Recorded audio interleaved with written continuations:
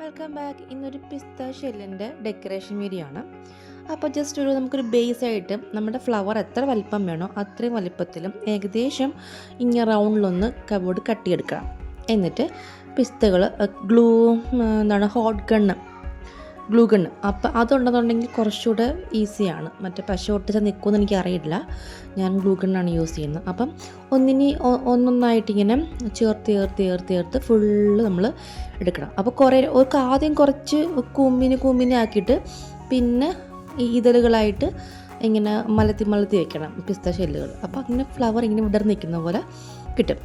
ഇതിലൊരു 3 വലുത് ചെയ്തിട്ടുണ്ട്, പിന്നെ ഒരു ചെറുതും 2-3 മുട്ടുമായിട്ട് ചെയ്തിട്ടുണ്ട്. ഞാൻ മുട്ടി കഴിയുമ്പോൾ അതിന് ബേസ് ഒന്നും പ്രത്യേകിച്ച് വേണ്ട, കാരണം 3-4 പിസ്തത്തോട് വെച്ചാൽ മതി. അപ്പോൾ പിന്നെ അതിന് ബേസ് ഒന്നും വേണ്ട. അപ്പം രണ്ടെടുത്ത് അടുപ്പിച്ച് വെച്ചിട്ട് പിന്നെ ഒരെണ്ണം ലീഫായിട്ട് കൊടുക്കാനായിട്ട് നമുക്കതിനൊരു ഗ്രീൻ കളർ അടിക്കണം. അപ്പോൾ ലീഫായിട്ട് കൊടുക്കാനായിട്ട് 2 താഴെയായിട്ട് ജസ്റ്റ് ഒന്ന് വെക്കുന്നു. ഓക്കെ, അപ്പോൾ അതങ്ങനെ കഴിഞ്ഞു. അങ്ങനെ ലീഫ് നോർമൽ നമ്മുടെ ഫ്ലവറിന് പറ്റിയ ലീഫ് വെക്കണം. അപ്പോൾ കബോർഡ് ഇങ്ങനെ വളച്ച് കട്ട് ചെയ്യുകയെന്നുണ്ടെങ്കിൽ അപ്പോൾ ആ ഷേപ്പിന് നമുക്ക് അത് കിട്ടും. വളച്ച് വേണം കട്ട് ചെയ്യാൻ. വളച്ച് കട്ട് ചെയ്യുമ്പോഴത്തേന് ആ ഒരു വളവ് കിട്ടും, അന്നൊരു ഭംഗിയാണ് കാണാൻ. സ്ട്രെയിറ്റ് ആദ്യം ഒരെണ്ണം സ്ട്രെയിറ്റായിട്ട് കട്ട് ചെയ്ത്, അപ്പോൾ ആദ്യം ചെയ്തിട്ടുണ്ട്, കളഞ്ഞിട്ടില്ല. സ്ട്രെയിറ്റ് കട്ട് ചെയ്തപ്പോഴത്തേന് എനിക്ക് അത്ര ഭംഗി തോന്നിയില്ല. എന്നിട്ട് ഞാനത് വളച്ച് കട്ട് ചെയ്തപ്പോഴത്തേനൊരു നല്ലൊരു ഭംഗി തോന്നി, ഒരു ചെറിയൊരു വളവൊക്കെ വരുമ്പോഴത്തേന്. അങ്ങനെ അതിനെ ഞാനങ്ങനെ ഒരു 3 ലീഫും ആക്കി വെച്ചിട്ടുണ്ട്. പിന്നെ ഒരു കബോർഡ് എടുക്കുക. അത് എന്ന് വെച്ചാൽ ഇച്ചിരി വലിപ്പമുള്ളതാണെങ്കിലും കുഴപ്പമൊന്നുമില്ല. എൻ്റെ ഇത് വലിയ വലിപ്പമൊന്നുമില്ല, ഒരു ചെറിയ സൈസ് നോക്കിയിട്ടില്ല, അത്യാവശ്യം ഇച്ചിരി വലിപ്പത്രേ ഉള്ളൂ, ഒരു A4 ഷീറ്റിൻ്റെ ഒക്കെ വലിപ്പം. അപ്പം നമ്മുടെ ഗ്ലൂ ഉണ്ടല്ലോ, ഫെവിക്വിക്കും വെള്ളവും കൂടെ മിക്സ് ആക്കിയിട്ടാണ് ഞാനിതിങ്ങനെ ഒഴിച്ചിട്ട് ബ്രഷ് കൊണ്ട് തേച്ചിട്ട് ക്രീപ്പ് പേപ്പറുണ്ട്, നോർമൽ ടിഷ്യൂ പേപ്പറിനൊക്കെ ഇച്ചിരി കൂടെ കനമുള്ള പേപ്പർ, അതിൻ്റെ ഒരു ഓഫ് വൈറ്റ് കളർ എടുത്തിട്ടുള്ളത്, നമുക്കൊരു ടെക്സ്ചർ ഫീൽ കിട്ടാനായിട്ട്. പെയിൻ്റ് അടിക്കുകയെന്ന് പറഞ്ഞാൽ ഇച്ചിരി മെനക്കെടാം. അതുകൊണ്ട് ഞാൻ ഇതാകുമ്പോൾ കുറച്ചുകൂടി എളുപ്പമാണ്, ഒട്ടിയിരുന്നോളും താനും. പിന്നെ പേപ്പർ ഇല്ലെന്നുണ്ടെങ്കിൽ വേറെ ഒന്നും നോക്കണ്ട, ഇതുപോലെ തന്നെ സെയിം ഗ്ലൂവും വെള്ളവും കൂടെ മിക്സ് ആക്കിയിട്ട് ടിഷ്യൂ പേപ്പർ ഉണ്ടല്ലോ, ടിഷ്യൂ പേപ്പറിന് ഇതുപോലെ ഒന്ന് ഒട്ടിച്ച് വെച്ചാൽ മതി. അപ്പോൾ ഞാൻ 2 ഒട്ടിച്ചിട്ടുണ്ട്, കാരണം ഒന്നങ്ങ് ജസ്റ്റ് നല്ലപോലെ അങ്ങ് ഇങ്ങനെ പതുങ്ങിയായിരുന്നു, നല്ലതായിട്ടങ്ങ് വെള്ളം പിടിച്ച്. അപ്പോൾ നല്ല വെള്ളം ഉള്ളതുകൊണ്ട് ഞാൻ ഒരു പേപ്പറോട് ഒട്ടിച്ച് സെറ്റാക്കി എടുത്തിട്ടുണ്ട്. അപ്പം അത് ഉണങ്ങി കഴിയുമ്പോഴത്തേന് നന്നായിട്ട് വൈറ്റ് ബാക്ക്ഗ്രൗണ്ട് വൈറ്റായിട്ട് നിൽക്കുകയും ചെയ്യും. അപ്പോൾ നമ്മുടെ ഫ്ലവറിന് നല്ല എടുപ്പും കിട്ടുകയും ചെയ്യും.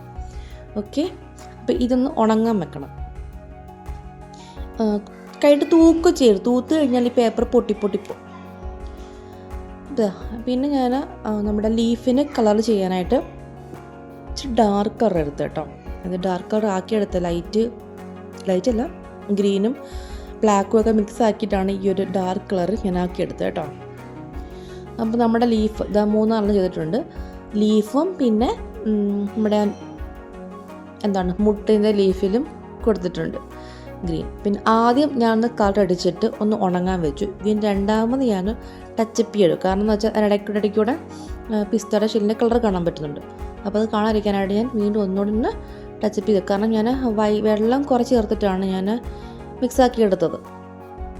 പിന്നെ ഇതുപോലെ ഇതൊരു റെഡല്ല, നമ്മുടെ റാസ്ബെറി എന്നൊക്കെ പറഞ്ഞൊരു കളർ, അതേലത്തെ ഒരു കളറാണ് കേട്ടോ. റെഡല്ല, റോസല്ല, അങ്ങനത്തെ ഒരു കളർ.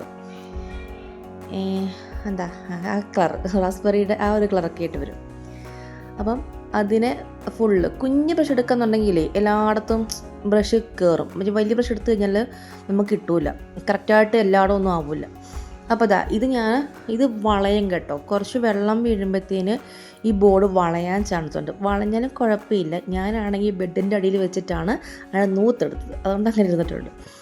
പിന്നെ നമ്മളൊന്ന് ആദ്യം ഇതെല്ലാം ഉണങ്ങി സെറ്റാക്കിയിട്ട് നമ്മളൊന്ന് വെച്ച് നോക്കാം, ഇത് സെറ്റാവുമോ എന്നുവെച്ചാൽ അതിൻ്റെ ഒരു ഷേപ്പും കാര്യങ്ങളും എങ്ങനെയൊക്കെ ഫ്ലവർ വെച്ചാൽ കൊള്ളാം എന്നൊക്കെ ഒന്ന് വെച്ച് നോക്കിയിട്ട് നമുക്ക് സെറ്റാവും. നമ്മുടെ ഇഷ്ടപ്പെടുന്ന ഒരു രീതിയിൽ വെച്ചിട്ട് ഗ്ലൂ ഗൺ ഇട്ടിട്ട് ഒട്ടിച്ച് വെക്കാം. ഇത്രേ ഉള്ള പരിപാടി.